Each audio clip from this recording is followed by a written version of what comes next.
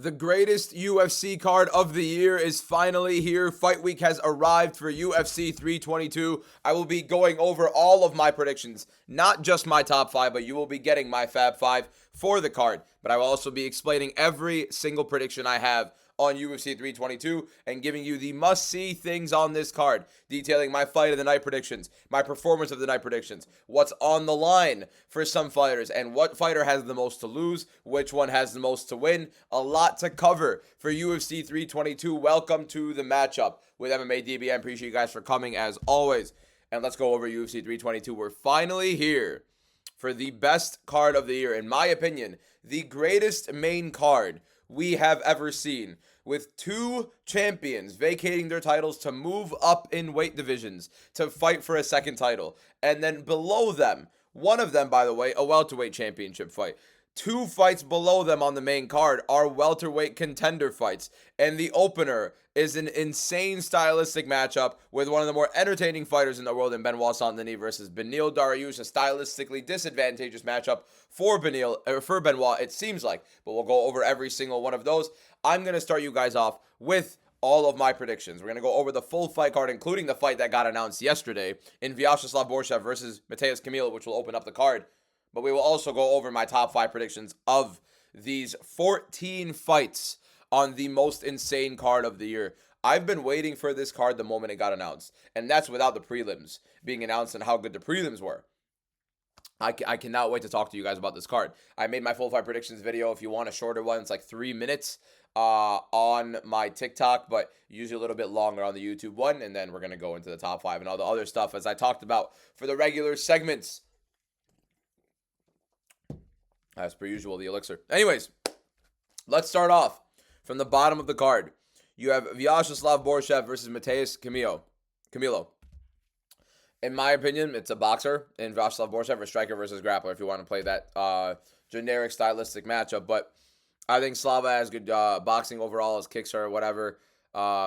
Not really the greatest grappling. Horrible with his grappling defense. And I think Matheus Camilo should be wise to immediately shoot a takedown on Vyacheslav Borshev and try to submit him. Now, Slava does a very good job in defending a lot of positions on the mat, but he also takes a lot of damage on the mat as well. I think Camilo wins this fight by finish on the mat. I think he could do it in the first round. I think Slava's grappling has tremendously been his biggest issue throughout his entire career, and he has yet to showcase that he is capable of improving in that. And in my opinion, he's physically declined every single time we see him. I'm taking Matheus Camilo by, I want to say submission. It'll be difficult, but I'm going to say submission. Submission or TKO on the mat. It's going to be somewhere in the grappling. On to the next fight. Susurkayev versus Mikhaniko. So, Susurkayev is a guy that came off of the Contender Series. I think he fought on the Contender Series on like a week's notice after already fighting in a different fight. Won in the Contender Series by finish after winning a by finish on the other fight. Then gets booked on 4 days' notice on the same UFC card as Chimaev versus DDP. Dealt with a little bit of adversity in that fight against Eric Nolan, who took the fight on short notice. But Eric Nolan looked pretty good. I think Eric Nolan's actually a pretty decent fighter. And Susurkayev took some damage in that first round and adjusted his game plan, looked great in round 2, submitted Eric Nolan in round 2. The guy's persistent. The guy is durable. He fought 3 times in a week and a half and won all 3 fights by finish. He's 24 years old doing that. I think this guy's fun. I think this guy's insane on the feet. I think he's very entertaining on the feet. He's persistent. He's a headache to deal with because he's going to be constantly in your face the entire time. And I don't think Mikhaniko is going to be that good on the feet. I think Mikhaniko fighting a pretty shaky fight against Cody Brundage didn't look that great for either guy. I like Susurkayev to finish Mikhaniko in this fight. I do expect him to win by knockout. He can win by submission if he wants to, but I think Susurkayev wants his first official UFC knockout on this big of a card. The UFC putting certain prospects on this card because they want to build them. Malcolm Wellmaker on this big card. And if Malcolm Wellmaker loses, you have Cody Haddon with now undefeated. You have a big win over Malcolm Wellmaker after a really good debut Cody Haddon had a year ago. That would be big for either guy there. Bo Nichols on this card. And then Susurkayev. I think the UFC does some, and even Benoit Saint-Denis being on the opener. I think the UFC is very strategic with a lot of their prospects and where they put them on their prelims. And they go for these bigger pay-per-view events where you know there are going to be a lot of eyes, where Islam Makhachev is fighting, and just look at the card itself. They're going to put Susurkayev on there, Bo Nickel on there, Malcolm Wellmaker. UFC has a very good direction with this, and they're hoping all of their prospects win. I think 2 of the 3 of them will win. Susarkayev will be one of them. Fatima Klein as well is another one I didn't even realize. Fatima Klein versus Angela Hill. Fatima Klein is the best women's MMA prospect in the UFC today, and Angela Hill is basically that little test of, all right, are you going to be fighting in the top 15, or are you going to, keep playing fringe right now? I think Fatima Klein is going to be in the top 15. I think she's going to beat Angela Hill. I think she could finish her, but I do think Angela Hill is relatively durable enough to maintain across this entire fight. But Fatima Klein is the better striker. She's the better grappler. I think the grappling advantage is big for her here, and I think it's going to affect Angela Hill big time. One of the more entertaining women's fighters to watch just purely on skill. You guys need to lock in if you have not watched Fatima Klein yet. She is legit. She is entertaining. She is class. And that's the most important part about it. Even if you do not find some of these sequences entertaining, you're going to watch class at women's MMA, and we're going to see that in Fatima Klein. It's also nice that this is at 115 pounds, the weight class that Zhang Weili just left, because Mackenzie Dern is champion there right now. I think Fatima Klein is right up there with the best strawweights in the world, and I do think she could become champion tomorrow had she be fighting Mackenzie Dern or been fighting Virna Jandiroba. I want to see Fatima Klein fight. I cannot wait to watch her fight Angela Hill. I think it's a great fight to elevate her, to showcase her skill set, and I think Fatima Klein is going to win by decision, but it's going to be relatively dominant. Chepe Mariscal versus Pat Sabatini. Pat Sabatini is a part of the gym with Sean Brady and Joe Pyfer. Specifically, him and Sean Brady, 2 of the most insane top position fighters I have seen in MMA. And it's crazy how good they are at passing guard, how persistent they are, how fluid they are when they are on top, their weight distribution, their ability to work when they are on top of their opponent. Now, sometimes it's difficult for them to get on top. Pat Sabatini, not as good in the striking as Sean Brady, so you're going to have a lot of issues in his game. He's also a lot more chinny than Sean Brady is. He's not Sean Brady. He's basically the featherweight Sean Brady, a little bit worse everywhere. But Sabatini, when he is on top, is special. Problem is, doesn't get on top too easily. He's very reluctant on the feet, and he is very chinny. Chepe Mariscal is not only going to be way better than Pat Sabatini on the feet, his scrambles on the mat are relentless. He does not give up. The guy is going to be fighting on a sprint for 15 minutes. I don't think Pat Sabatini is going to be able to keep him down. I think Pat Sabatini is going to struggle a lot to keep Chepe Mariscal down in this fight. And I think Chepe Mariscal is going to end up knocking out Pat Sabatini. I think it's going to be one of the sicker fights of the night. Stylistically, an insane fight. If Sabatini gets a hold of Mariscal, we're going to see some really sick scrambles or some insane positioning from Sabatini. I cannot wait to watch this fight. It's one of my most highly anticipated fights on this card. And it sounds insane considering the main card is that good. Chepe Mariscal versus Pat Sabatini is an insane-looking fight. And I think Chepe Mariscal will win by knockout. On to the final early prelim. Kyle Daukaus versus Gerald Meerschaert. I think Kyle Daukaus is going to hurt him bad on the feet, or Kyle Daukaus is going to submit him on the mat. I don't think Gerald Meerschaert has anywhere to stand against Kyle Daukaus in this fight. Daukaus has improved tremendously since leaving the UFC. Looked good against Michel Pereira, albeit it is Michel Pereira. But I do believe in Kyle Daukaus being able to win this fight. I do believe Kyle Daukaus will be able to finish Gerald Meerschaert. I think Meerschaert is completely past it. And I think he's also a part of that same Philly gym, if I'm not wrong, with Sabatini, Sean Brady. Paul Felder is also part of that gym, and Joe Pyfer, if I'm not wrong. No, maybe not. Maybe not Joe Pyfer. Maybe not. Maybe he's not. I don't know. Not entirely certain. But I do know that Kyle Daukaus is going to finish him. So I'm going Kyle Daukaus by knockout in the fight. I think he's going to hurt Meerschaert on the feet. On to the prelims. Cody Haddon versus Malcolm Wellmaker. As I stated earlier, I believe 2 of the 3 big prospects the UFC are trying to showcase on this card. Susarkayev, Malcolm Wellmaker, and Bo Nickel. I believe 2 of those guys are going to win. Malcolm Wellmaker is not one of the 2. I think he's the one that I believe is going to lose this fight. Now, Wellmaker, obvious indications of what his game plan is going to look like. He's going to have a very big right hook or a very big left hook, both on the counter. Sometimes enters with them, but it's mainly on the counter, and he does like moving forward with it, and I think it's a very good asset to his game where he walks with pressure, he walks with confidence with that power, knowing he could time people, knowing he's a lot quicker at times, and that big counter shot is going to be big for Wellmaker in that fight. But the problem is he's not facing Chris Moutinho or Cameron Simon. I think Cody Haddon's a lot more defensively sound. I think Cody Haddon's combinations are a lot better. I think Cody Haddon's going to make Wellmaker think a little bit too much in this fight, where Wellmaker's not going to be able to land that big shot. And even if he does and Haddon takes it, and Wellmaker isn't able to put him out immediately with that shot. Or what if Malcolm Wellmaker does not land that big check right hook or big check left hook in the first round? How does he look in round 2? How does he look in round 3? I think Cody Haddon's going to be putting on more volume. I think Cody Haddon's going to be able to take him down I think Haddon's going to be the much better overall fighter and mixed martial artist in this fight. Wallmaker has a puncher's chance. That's legitimately what I see out of Malcolm Wallmaker. I haven't seen his grappling. I haven't seen him be able to compete across 3 rounds. I'm not saying he can't. It's just whether or not we've seen it. I think Cody Haddon is a lot better overall, a lot more well-rounded. And I think it's a good fight for Cody Haddon to take on short notice. I think it's actually very deliberate. He's taking it on short notice because Malcolm Wallmaker is a very, very big name with a lot of hype behind him. With the finishes Malcolm Wallmaker has so far, I think it's going to be an insane look for Cody Haddon to get this big win over Wallmaker, especially if he breaks him and finishes him. And I think Cody Haddon's going to win by decision. I don't think he's going to finish Malcolm Wallmaker, but cannot wait for it. But if Malcolm Wallmaker wins this fight, by the way, if he does win this fight, huge for him. The confidence this guy's going to be walking around with is insane. And he already walks around with an unbelievable amount of confidence in his ability to land those check hooks. But I do think he loses to Haddon by decision in this fight. On to Aaron Blanchfield versus Tracy Cortez, in my opinion, the worst fight on this card. Quite literally every other fight I have listed so far, I am much more hyped to watch, including the one that was literally added last week in Camilo versus Slava. But we could have something entertaining out of this fight because Blanchfield likes to put pressure. Blanchfield likes to put on a pace. Tracy Cortez accepts that a lot of the time and will throw volume with it. So it could be pretty scrappy on the feet.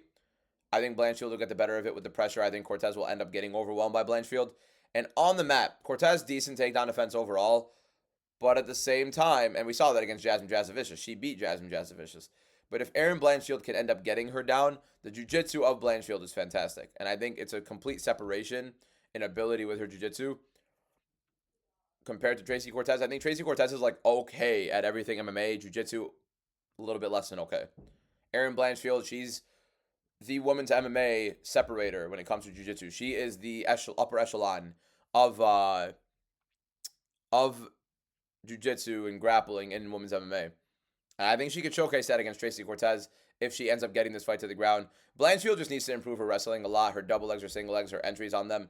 She kind of goes in a little bit too high with her shots, ends up going to a body lock instead of getting those single and double legs. If Blanchfield gets in a good wrestling camp, and she is very young, I think she's like 24, 25 years old right now.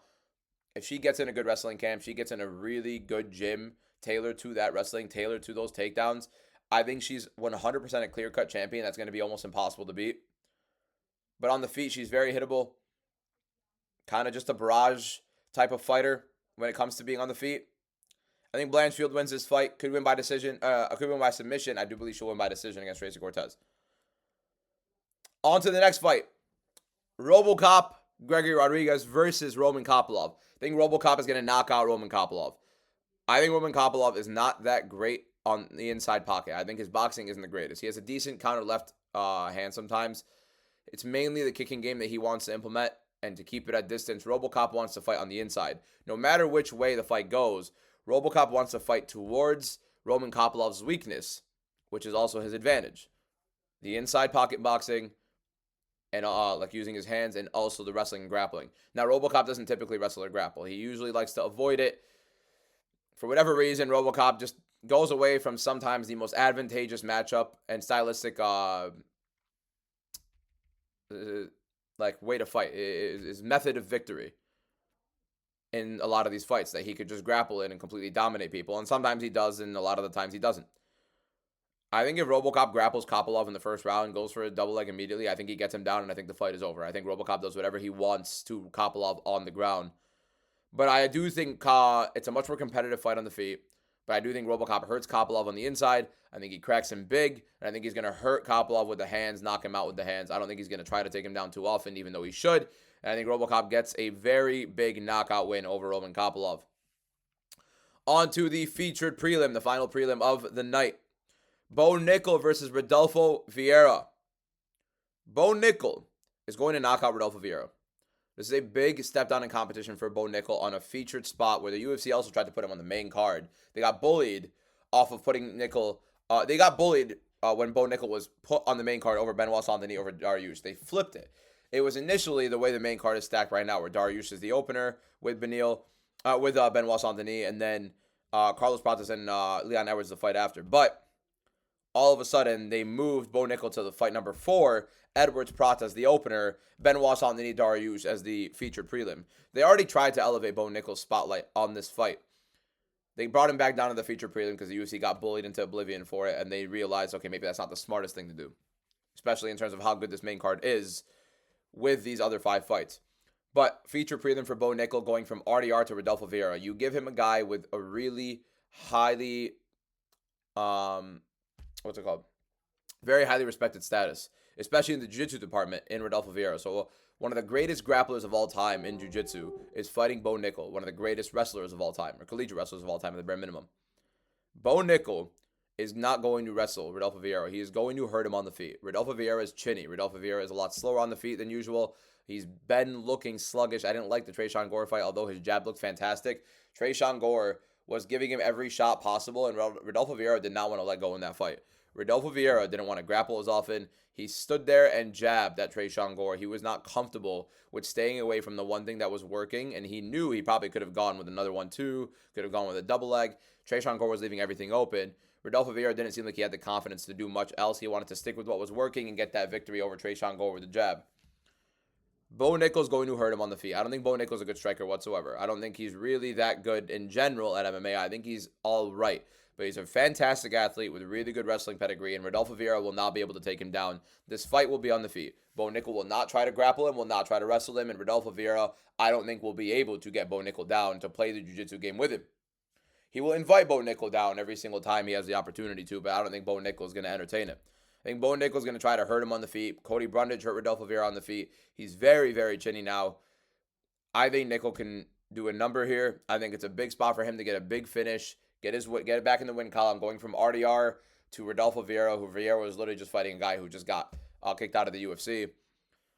Big spot for Bo Nickel. Big knockout for him. Back in the win column. We'll see how his confidence looks. We'll see how he's made improvements, if at all. And I don't know. I'm not the biggest believer in Bo Nickel going into fight within the top 10, let alone fight in, championship level stat. No, it's not going to happen. Bo Nickel's never fighting for a UFC title. On to the main card. The greatest main card in UFC history, by the way. Benoit Saint-Denis versus Beneil Dariush. Yes, this main card, by the way, is better than UFC 300's main card. Benoit Saint-Denis versus Beneil Dariush is a fight where so many people are playing this MMA math game with the Renato Moicano fights between Dariush and Moicano, and then Moicano and Benoit Saint-Denis. Let me paint this picture. First of all, yes, Beneil Dariush beat Renato Moicano. He did get dropped in the first round, but he ended up winning. I actually picked Dariush in that fight. Benoit Saint-Denis against Renato Moicano had an insanely embarrassing first round. 10-8'd. Horrible. Really nasty damage over his eye, and I think ended up being a doctor stoppage after round 2. Round 2, you could argue Benoit Saint-Denis beat Renato Moicano in. And Moicano looked like he was slowing down big time. And as we've seen in Moicano's recent fights, he slows down. We saw it in the Dariush fight after round 1. He gassed. I think Moicano was gassing after that first round against Benoit Saint-Denis. Had there not been a doctor's stoppage, I think Benoit Saint-Denis would have beaten Renato Moicano. I'm certain on it. I think people are putting way too much weight in that loss for Benoit because, one, everybody expected Benoit Saint-Denis to beat Renato Moicano and actually destroy him. And the way he lost, it's like when we saw Gene Silva get dominated in round 1 by Diego Lopez. Everybody takes away from every other moment you watched in that fight, ignoring the implications you got off it, ignoring the notes you could have taken about each fighter, about the fight itself, about how that fighter reacted and how that fighter responded in certain situations, and focus on the one thing that shocked you the most, where Diego Lopez is on mount, ragdolling Gene Silva, and he's elbowing his head into the canvas, or when Renato Moicano was doing the same thing to Benoit Saint-Denis, where we didn't really expect either of those two to happen. Maybe you expected the Lopez one to happen a little bit more, but you didn't really see Lopez doing that to anybody in MMA, and he did it to Gene Silva. Same thing with Renato Moicano. You don't really see Benoit Saint-Denis getting dominated in the grappling, especially when we saw him the fight before, ragdolling Dustin Poirier. Then, it's Dustin Poirier. He lands a couple good boxing combinations. Poirier's a better boxer than Benoit, of course. I think Benoit Saint-Denis is going to knock out Beneil Dariush with pressure and with pace. Dariush accepts his back against the cage, and he accepts being backed up, and he lives back there and being backed up to the cage against Benoit Saint-Denis, who wants to constantly pressure you. Land body kicks, really beautiful left body kick to the liver. And I think Benoit can hurt Beneil. I think Beneil's chin is completely deteriorating. I think he's slowing down big time. I think if Benoit wants to grapple, that's where it's going to be a little bit of an issue because Beneil, in my opinion, defends those very, very well, as we saw against Mateusz Gamrot, as we saw against Charles Oliveira. He's a very good defensive grappler, and even against Moicano. I think Benoit's going to hurt him on the feet. I think Benoit's going to keep that pressure going, and I think he's going to smother Beneil Dariush, and Dariush will not be able to hold on to it. Give me Beneil Dariush to be knocked out by Benoit Saint-Denis, I think, in the first round. I think Benoit's going to knock him out in the first round. On to the next one. Carlos Prates versus Leon Edwards. A lot of people picking Leon Edwards in this one.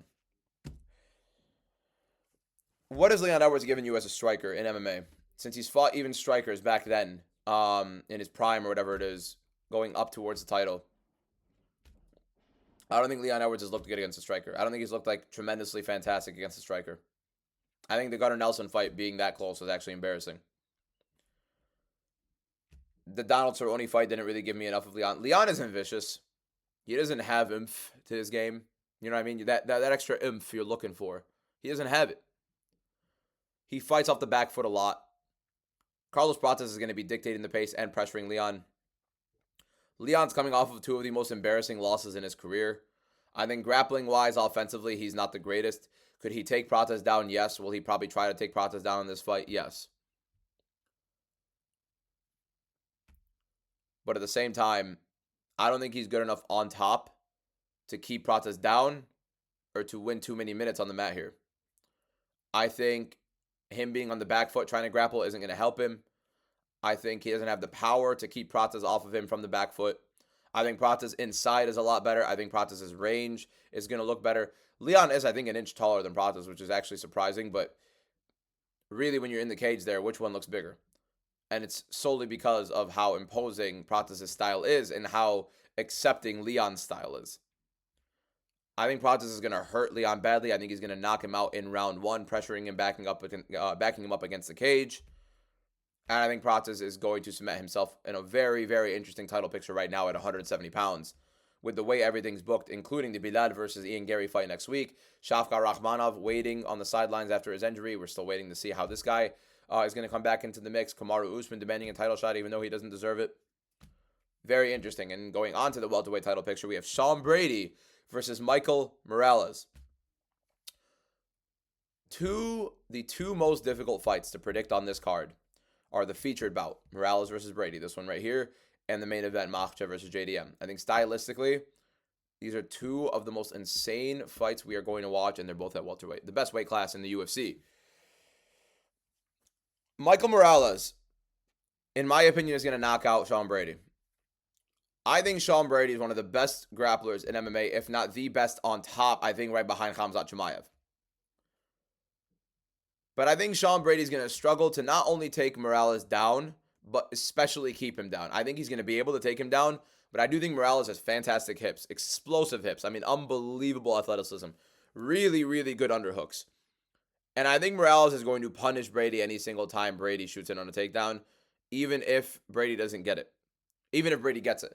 And when Morales is on bottom, Brady's going to have a very difficult time keeping this guy down. I think it's going to be the same way Sabatini has a very difficult time keeping Chepe Mariscal down.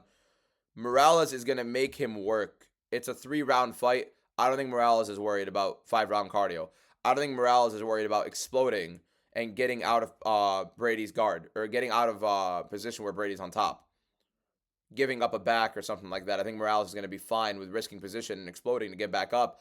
And now you're going to have Sean Brady trying to hold down an insanely athletic guy with good hips, good underhooks. Probably made him struggle a little bit to get him down to begin with. And then every single time it's on the feet or any single time that Morales stuffs a takedown, Brady's going to get hurt. He's going to pay for it. Morales is going to make him pay. And I don't think Brady's going to be able to take too many shots from Morales. I think if Morales gets taken down a second or a third time, I don't think it's going to be as demoralizing as Brady not getting a takedown after the second or third time. I think we're going to see Morales improve exponentially as an MMA fighter as a 24, 25-year-old, which is actually terrifying to consider with where this guy is at in MMA and how physically insane he is. Because I haven't seen an athlete like Michael Morales in, I mean, Lord knows how long in MMA. I'm picking Michael Morales by knockout. I think he's going to punish Sean Brady. I think it sucks for Sean Brady that he has to take this fight. I think he deserves a lot better. But if Sean Brady wins here, I don't know how you deny him of a title shot after beating Leon Edwards, who was the former champion coming off of the Bilal Muhammad loss. And that was before JDM became champ. And then he goes on and does that to Leon Edwards, where Bilal fought him 3-2, and it was relatively close. And the Usman fight was close with Edwards, and Edwards was losing to Usman until he had that big height. Like, Edwards had a good amount of momentum and a good amount of a name, and beating Colby Covington as well. Like, he had a good enough stature behind him before losing that Bilal fight, and it's not like he got dominated by Bilal either. And then Sean Brady does that to him. Sean Brady should be going to fight for the title after that, but Ilia Topuria, Makhachev, possible. Anyways, let's go on to the co-main and main event. The two champions vacating their titles to go fight for another championship in a higher weight class. The first time ever in UFC history to have two of those on the same card. They're both co-main and main event. Now, co-main event, Zhang Weili versus Valentina Shevchenko. Shevchenko is going to do what Rose Namajunas did to Zhang Weili. Striking is going to stay at distance. She's going to maintain that distance against Zhang Weili. She's going to keep Zhang Weili at bay, and she is going to strike with her at bay. And anytime Zhang Weili wants to enter inside, Valentina is shooting a takedown. If I'm Zhang Weili, I would grapple. I would immediately try to wrestle Valentina Shevchenko in round one, because that makes things very interesting. Because then Valentina's going to have to think about every time Zhang Weili explodes, is she going to come into box, or is she coming in to shoot a takedown? But if Zhang Weili's going to be using her explosions like she usually does to box with her, to try to land on the inside against Valentina, to avoid the ground because that's where Valentina probably wants it, then I think Valentina's going to have a much easier time reading Zhang Weili's entries, keeping her distance with the way she fights, and Valentina does a very good job at keeping distance, and shooting her takedowns when Zhang Weili does enter, or when Zhang Weili goes flat-footed for just a second, which is very scarce, but I think Valentina's going to be waiting for any specific moment Zhang Weili does, or maybe when Weili switches stances. I think Shevchenko's going to have a lot of similarities with round 4 and round 5 of Rose Namajunas versus Zhang Weili, where Rose Namajunas was on top of Zhang Weili for rounds 4 and 5, and Zhang Weili was rendered useless essentially on her back.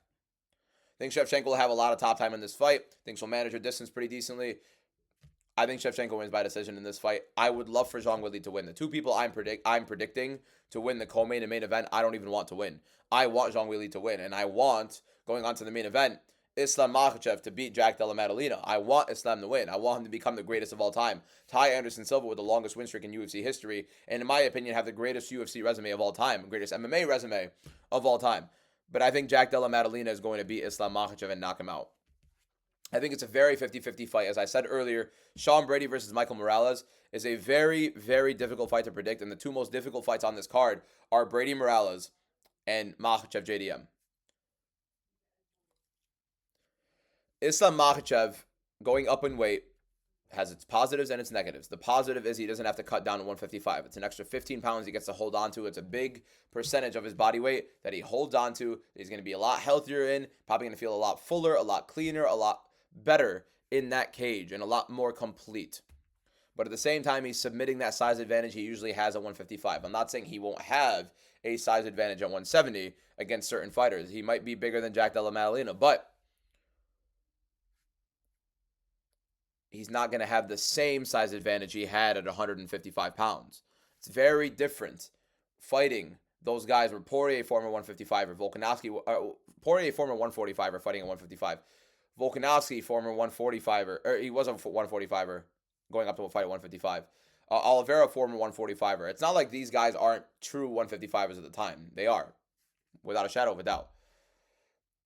But it's the fact that Makhachev is now fighting these pure 170-pounders, this 29-year-old prime Jack Della Maddalena, who, in my opinion, is stylistically being bred to beat Islam Makhachev. He's a 29-year-old pressure boxer, relentless, and literally does not have a lick of quit in him. I'm going to talk about that a little bit more in a moment. Jack Della Maddalena is going to be in Makhachev's face the entire fight. He is not going to let him breathe. He's going to want to pressure Makhachev over and over and over again in this fight, and stay in his face and give Makhachev hell with that. Makhachev accepts back foot. Makhachev accepts the striking. He does shoot early sometimes, but not significantly early. And Jack's going to be waiting to see when that first single leg is going to come, because Makhachev with the double leg, not as proactively shooting for double legs, mainly shoots for single legs. And that's actually a much better overall game plan against Jack, because Jack's guard, when he defends, he goes low and he's trying to defend a lot of these double legs, because when a guy goes in for a double leg trying to wrap around the butt, JDM coming in low is going to make it a lot more difficult. If Makhachev's going off to the side, it's going to be difficult for these elbows and this frame going in low to defend that takedown for Jack. Makhachev goes for the single leg. He has a grip on the single leg. He's literally the best trainer when it comes to training on a single leg in MMA right now, between him and Chimaev. So I think Makhachev will get Jack Della Maddalena down. I think Jack will defend a lot of them. I think Makhachev will get a good amount of them as well, depending on how often Makhachev shoots in this fight too. I don't think Makhachev shoots too often. I think he picks his shots very well, and he's willing to strike. I don't like that he's willing to strike. I think Jack, if he does get Makhachev to stick to striking a good amount, let's say Makhachev shoots, doesn't get the first takedown, or Makhachev shoots, gets it, Jack gets up. Makhachev isn't the type like Khabib or like Chimaev to immediately go right back into another shot. He's not someone to immediately risk that energy expenditure and straight up go into another shot unless it's right there for him, and he knows it's right there for him. I think Jack can punish him. I think Jack is ready for a knee on a second shot immediately. I think Jack is ready for an uppercut. He likes to fight with this low frame boxed in. He's already set there with his high guard for it. I think his scrambles are also fantastic that we need to talk about. Jack Della Maddalena and Islam Makhachev have very particular ways to go for scrambles on the ground. Makhachev wants to scramble to get you on your front choke. He wants to get the top. He wants to get ahead of you. He wants you to give up your neck forward, because most people are trained to not give up their backs. Against Islam Makhachev, you better not be giving up the front. Jack Della Maddalena, when he scrambles, gives up his back. He's willing to give up his back, knowing he can defend that position better, defend the turtle better, get up from it, get off the body triangle if it happens, like he did against Gilbert Burns when he had a broken arm, by the way. And I do believe that Jack Della Maddalena training with a fully tailored camp with Volkanovski and Craig Jones over and over and over again, making sure he is fighting solely for Islam Makhachev and training to defeat Islam Makhachev. I think he's going to look fantastic in this fight. I think it's going to be a very tough stylistic matchup for Makhachev. You do see, in my opinion, Jack scrambling well in this fight and getting up. Makhachev can take the back when Jack gives it up, and he has a really good body triangle, and it's Islam Makhachev on the mat. We know how controlling he is. We know how dominant he is in that regard. But Islam Makhachev against Jack Della Maddalena, I don't think is going to be able to submit him with a rear naked choke right off the back. As we saw with Islam Makhachev against Dustin Poirier, he had his back with plenty of time to submit him across a couple times and couldn't do it. The same thing against Alexander Volkanovski, could not submit him off the back. Islam Makhachev is not that good at finishing a submission off the back. I think the number one thing I want to highlight with a Dustin Poirier back take, because Volkanovski, okay, you could say Volkanovski, almost impossible to submit him. He's fantastic at defending it all time, whatever. Dustin Poirier against a high-level jiu-jitsu player on his back gets submitted. Charles Oliveira submitted him the moment he got his back. Khabib Nurmagomedov submitted him the moment he got his back. Islam Makhachev had way more time on Poirier's back with a body triangle and a body lock ride, and he couldn't submit him off of his back. Ended up going to his Darce choke. It works. I don't see Jack Della Maddalena giving it up. One, I think Jack Della Maddalena's jiu-jitsu defense is unbelievable. I think he's never going to tap. I don't think there's a world where JDM taps to a choke. I think Jack Della Maddalena is going to pressure Makhachev. I think he's going to punish him on the inside. I think Makhachev is going to accept the striking a lot where it reaches that point. And I think the longer the fight goes, JDM has better reads overall. I think Makhachev is going to struggle to get him down. I think it's better for Makhachev to finish the fight earlier. And I think it's better for Jack the longer the fight goes, legitimately. Give me Jack Della Maddalena by knockout in round 3 against Islam Makhachev. He's going to spoil Ilia Topuria versus Islam Makhachev the second time. The greatest UFC fight in history is going to be, again, completely squashed. Unless Makhachev comes back down to 155, and the UFC actually does that. But I don't see Makhachev ever coming back down to 155. Doesn't seem like he has any plans to, but the same way he has no plans on losing. We'll see. I think JDM knocks him out in round 3. One of the best fights we'll see in a while, just in terms of just expectations. Expectations. I cannot wait. There's no world where that fight is not entertaining.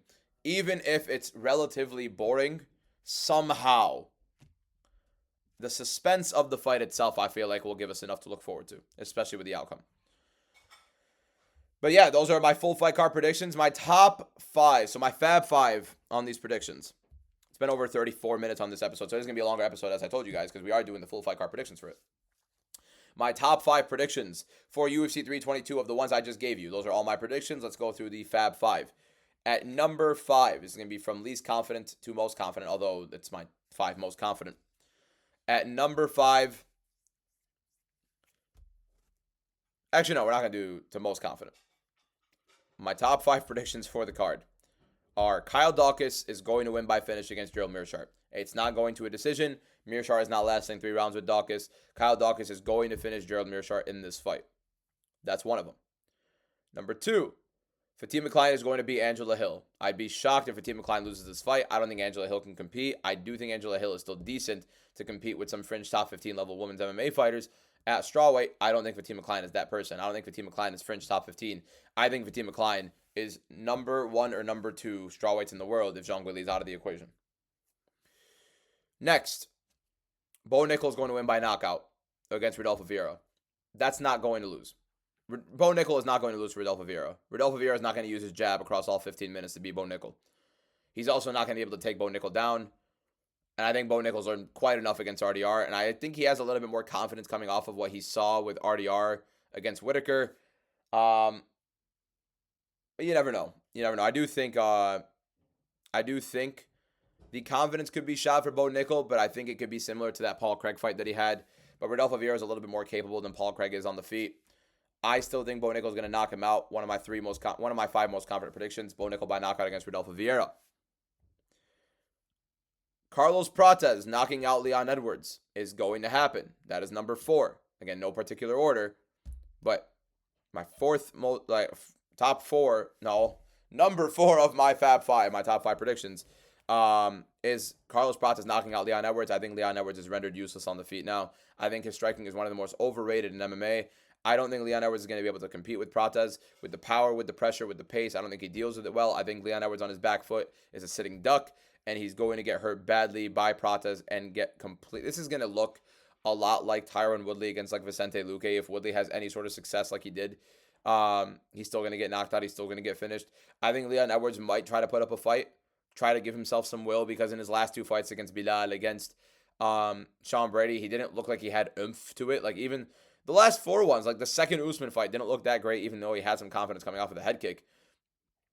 Like, it was subpar, it was whatever. Usman looked more shot than Leon looked good.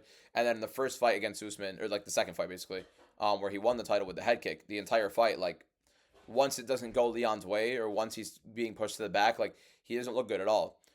I think Prates is going to break Leon Edwards and knock him out. And then my last one for most confident predictions on the card, I'm going to go with Chepe Mariscal as an underdog to knock out Pat Sabatini. I think Sabatini is going to struggle to get him down and keep him down. I think it's going to be similar to Brady versus Morales, but I do think Chepe is not necessarily Chepe. I think Sabatini is a lot worse than Brady in being able to manage on the feet and stay a lot more durable on the feet. But I do think Sabatini is way too chinny. I think he's way too reluctant on the feet. I think Chepe is going to hurt him badly. Chepe is going to be scrambling proactively for all 15 minutes, and he's not going to let up. Never been submitted in his career. I don't think it's going to change. And I think Sabatini is going to get knocked out by Chepe Mariscal. So my Fab Five, my top 5 predictions on UFC 322 are Prates by knockout against Leon Edwards, Bo Nickel by knockout against Rodolfo Vieira, Kyle Daukaus by finish, either knockout or submission, against Gerald Meerschaert, Chepe Mariscal by knockout against Pat Sabatini, and what was the other one? And Fatima Klein to beat Angela Hill. I think Susarkayev is right there, and Blanchfield is right there for me as well, but those are my top 5. Carlos Prates, Bo Nickel, Kyle Daukaus, Chepe Mariscal, and Fatima Klein. Top 5 predictions of UFC 322. Now, on to my fight of the night prediction. I'm going to give you my top 3 fights on this card. I'm going to tell you which one I believe is fight of the night. In no particular order, my top 3 fights of the night, of course, main event, Jack Della Maddalena versus Islam Makhachev. I don't see a way this fight could be boring. I don't see how this fight cannot be entertaining in the slightest. I think Makhachev versus JDM could be such a sick back and forth on the mat, on the feet. Such a high-level fight. I think JDM is being perfectly trained and is improving beautifully as an MMA fighter and tailor-made camp for it. That it's going to be such a great fight between him and Islam Makhachev. Makhachev, one of the greatest of all time, arguably could be the greatest if he wins this fight. That right there, number 1 nominee for fight of the night. Number 2, RoboCop versus Roman Kopylov. I don't feel like anybody could argue otherwise with this. Kopylov versus Rodriguez could be a straight up clash, barn burner, insane fight. And I do think that we're going to see RoboCop win by knockout, but it's going to be a lot of back and forth. RoboCop is hittable. Kopylov can keep his distance for a bit, land some really sick kicks. This fight can go to round 2 or so. It could be end up straight up brawl, and I do think we're going to get a potential brawl out of this fight if somebody doesn't go out early. So RoboCop, Kopylov is my number 2 option. And number 3, Pratas versus Edwards. It could be very boring with the way Edwards fights, and he just, not necessarily boring, but like he just gets completely decimated. But I think Edwards will let go a little bit because he doesn't have to worry about getting taken down. I think it's going to be one big thing for Leon in this fight, that even though he's on the back foot, even though he's being pressured, even though Pratas, in my opinion, will get his way most of the fight, Edwards not having to worry about getting shot on is going to let him at least throw a little bit more with his hands. And sometimes, especially early in the fight, it looks pretty clean. And he can look good. And he can land a good amount. And Pratas is durable. And Pratas is going to be able to throw back. And we're going to get a lot of swinging in that fight. So I do think Pratas and Edwards could very well be fight of the night as well. So those are my top 3 potential fight of the nights on the card. Makhachev JDM, Pratas versus Edwards, and RoboCop versus Roman Kopylov. The one I'm choosing to be fight of the night is RoboCop versus Kopylov. I think that one is the most guaranteed to be high action, high pace. Like, no matter what, we are going to see entertainment out of that fight. I'm going with that as the fight of the night. Might change that. You know what? Main event. JDM versus Islam Makhachev, fight of the night. I think that will be the best fight of the night. I think the main event will cap off the best UFC card of the year, the greatest UFC main card ever, and it will be fight of the night. Now, if one of them finished the other early, we could see maybe Pratas and Edwards, maybe Kopylov and Rodriguez. Those are the other 2 I have listed, but I think the main event will be the fight of the night on UFC 322. Now, the performance of the night bonuses. I think the people getting the performances of the night. I think the winner of Brady versus Michael Morales is going to get performance of the night. I think either Morales knocks him out badly or Sean Brady is going to completely decimate him on the mat. That's a performance of the night bonus. We're going to give out 3. I think Benoit Saint-Denis knocking out Beneil Dariush is going to get him a performance of the night bonus. I think that's 100% something we're going to watch. It's tough from here on out because depending on how this main event goes, one of them could also get performance of the night and fight of the night. I'm going to go with Carlos Pratas knockout over Leon Edwards. So I think the first 3 fights of the main card are going to have 3 knockouts, all to win performance of the night bonuses. Benoit Saint-Denis by knockout over Beneil Dariush, Carlos Pratas by knockout over Leon Edwards, and Michael Morales knockout over Sean Brady. But Sean Brady could also get it by submitting Michael Morales. I do think that's a possibility. But I'm going with those 3 to win by knockout to get the performance of the night bonuses on this card.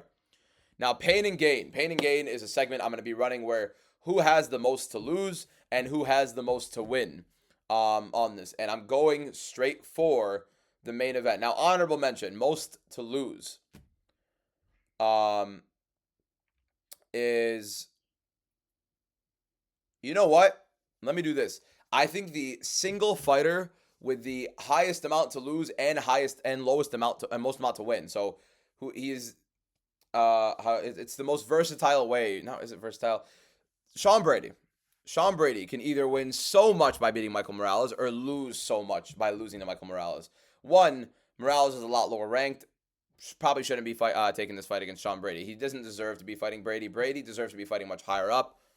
But Sean Brady, if he beats Michael Morales, would have destroyed Leon Edwards, would have probably submitted Michael Morales, one of the more dangerous looking prospects we've seen in a while. And Sean Brady gets to go on and have one of the most insane setups for a title shot opportunity, and Lord knows what he's going to be saying on the mic directly after if he does win this fight. How do you argue against Sean Brady getting a title shot? Next, so much to win if he beats Michael Morales, but if he loses to Michael Morales, the UFC probably already will not give Sean Brady a title fight. They're not necessarily planning on like, okay, if Brady wins, he's getting a title shot no matter what.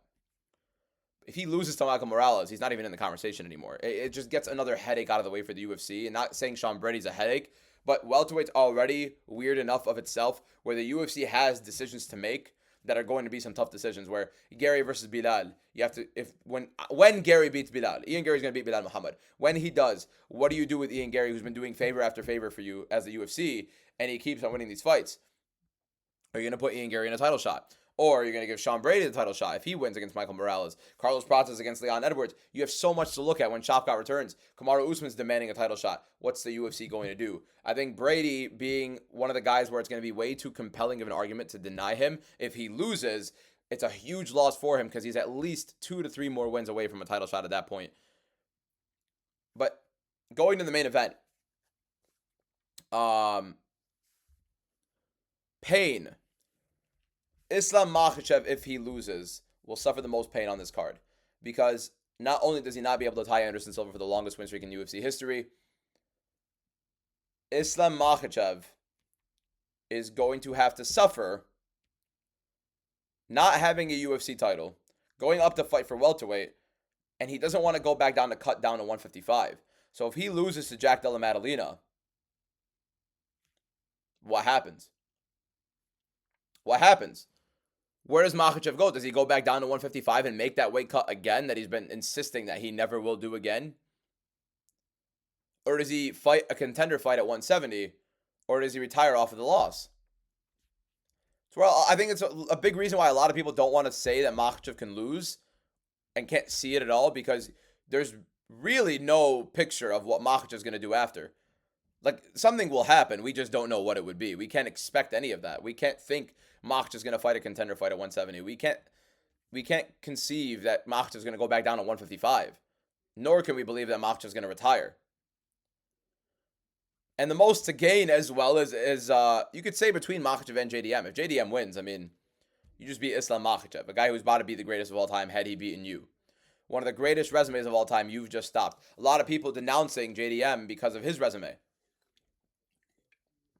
Comparing Islam Makhachev's resume to JDM, laughing at JDM's resume.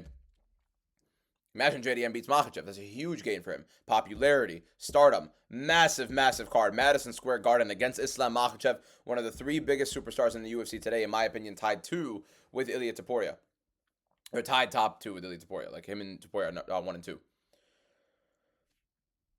I think Jack Della Maddalena has a lot to gain off of it, but Islam Makhachev not only becomes a 2-division champion, Islam Makhachev not only becomes, in my opinion, the greatest of all time, tied Anderson Silva with the longest win streak in UFC history, while also, in my opinion, accumulating the greatest resume in UFC history all time. Islam Makhachev has the most to gain out of this. In my opinion, he has the most to lose and the most to gain. I think Sean Brady is also right there. I think those two are the most pain and gain situations. Now, what's on the line, as I listed, usually on the line we'll have a little bit different things to talk about, but let's talk about a couple fights with the most on the line. Bo Nickel, if he loses again to Rodolfo Vieira, it's gone. I mean, I don't know if Bo Nickel will actually fight in MMA again if he loses to Rodolfo Vieira. I legitimately can see Bo Nickel officially retiring from MMA in the UFC if he loses to Rodolfo Vieira. I think that's on the line. I think Bo Nickel's pride and his confidence overall are on the line against Rodolfo Vieira in that fight. I think Malcolm Wallmaker's hype completely on the line here against Cody Haddon. I do think that's something that is always on the brink because we've only seen one thing in his game, and if that thing doesn't persist, I think Malcolm Wallmaker's hype is immediately going to be shot down. Leon Edwards' career is on the line. If Leon Edwards loses to Carlos Prates, especially if he gets knocked out by Carlos Prates, Edwards has never been submitted, I believe, in his UFC career, if I'm not wrong. I'm gonna double check that right now. But Leon Edwards, I believe, has never been submitted in his UFC career, and then he fights against Sean Brady and gets submitted. He'd never been finished prior to that. Sean Brady submits him, embarrasses him. Then you go on to him never being knocked out in his career before. He's fighting Carlos Prates. If he goes on to be finished for the first 2 times in his career, back-to-back, by Sean Brady by submission and then Carlos Prates by knockout, I think Leon Edwards' confidence is shot. I think Leon Edwards is probably never going to fight in the UFC again as well. I think that if he does, I'd be shocked to see him fight again. And if it is, it's going to be a very similar situation where Tyron Woodley's constantly fighting, and I mean, no one really expects Tyron Woodley to do anything from there.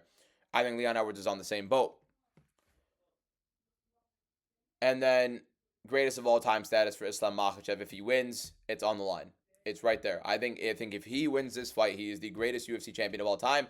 And Ilia Topuria versus Islam Makhachev is also on the line. The greatest UFC fight in history is on the line for this card. Islam Makhachev versus Ilia Topuria will happen, in my opinion, at 170 pounds at the White House, which is what the UFC is waiting for to see if this fight ends up with Makhachev winning. Dana White has said it on a podcast before, saying you make that super fight if Makhachev wins. They're pretty reluctant on listing Ilia Topuria as the guaranteed January main event pay-per-view. Or pay-per-view main event. Seems like they're waiting to book something here. So I think that's what's on the line here. Possibly a title shot for Sean Brady as well. But yeah, those are what I think is on the line. Fighters I thought most to win, most to lose. Yep, we've gone over every single segment. Tomorrow's Hot Take Tuesday. Make sure you guys give me your hot takes in the comments below. If you have a hot take, I probably should have said that in the beginning of the video. If you have a hot take regarding this card, regarding last card, regarding anything MMA UFC, make sure you give me those hot takes on this video in the comments, or you can go to my Discord and put it in the hot take section, or you can go into what? I'll be posting a video on TikTok to also ask for it as well, and also a story as well. So make sure you guys click that subscribe button here, click that like button, comment below, and let me know if you guys have any questions, comments, or concerns. And I will see you guys in tomorrow's video for Tuesday hot takes, Tuesday MMA hot takes, hot take Tuesday, whatever I want to call it. We'll move forward from there. Thank you guys. I'll see you guys tomorrow. Peace out.